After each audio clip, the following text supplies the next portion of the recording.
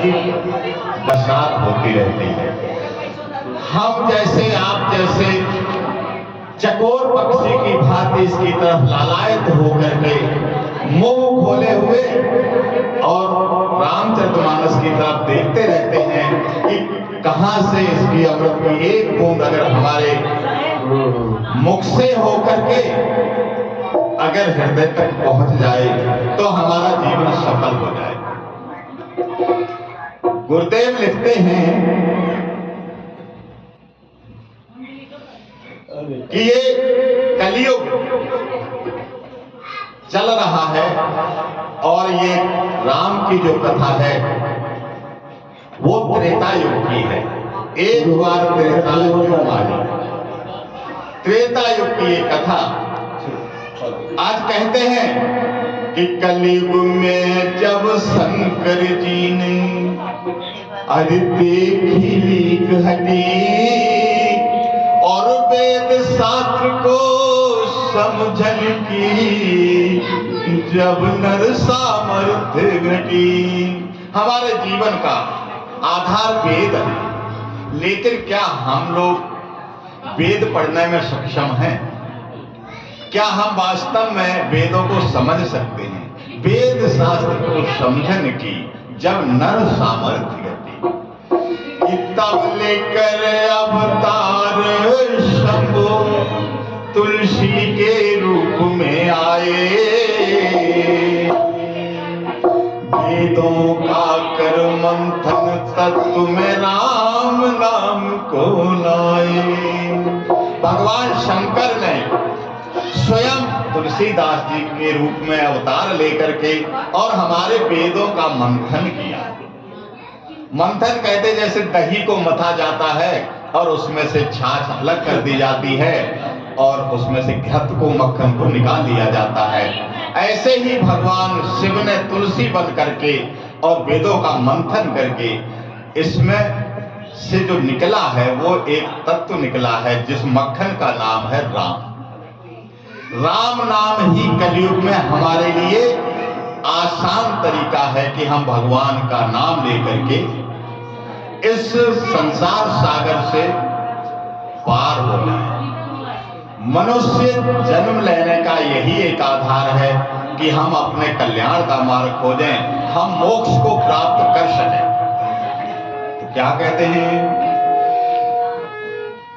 कि चौपाई पर छंद सोरठा मंत्र मना वर्षाए, अनायास भव दुख छेदन हुआ जो नरेश में आए।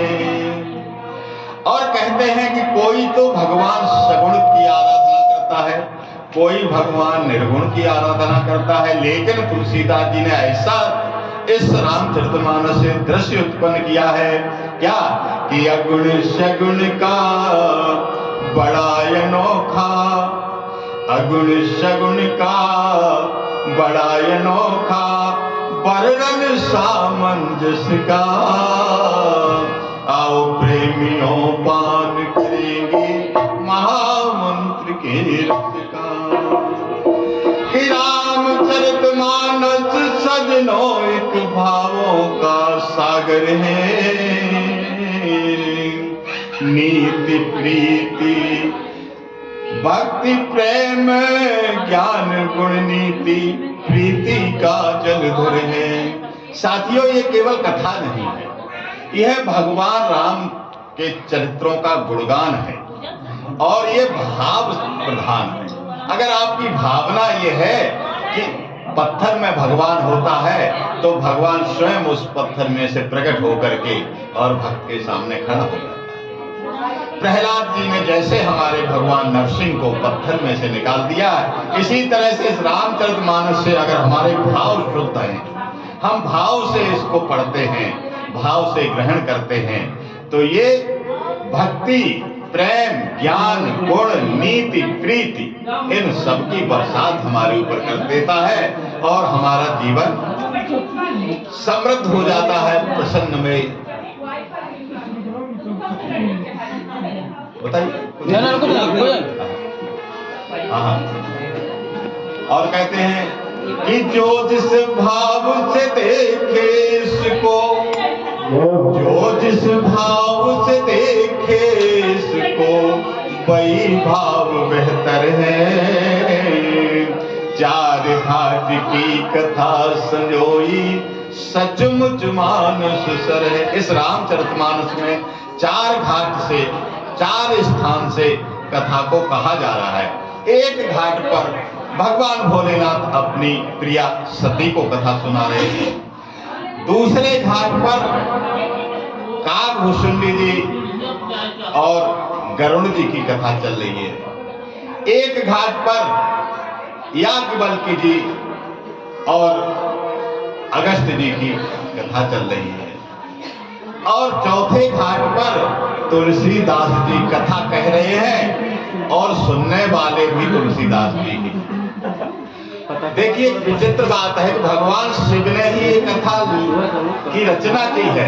उन्होंने ही तुलसी के रूप में आकर के कथा को लिखा है और वही कथा को गा रहे हैं और वही कथा को सुन रहे हैं। इस भाव से जब हम इस कथा को सुनेंगे, पढ़ेंगे, तब हमारे लिए कल्याणकारी होगा। क्या कहते हैं कि आज पता का फैल रहा है, आज पता का फैल रहा है, राम नाम के यश का। आओ साथियों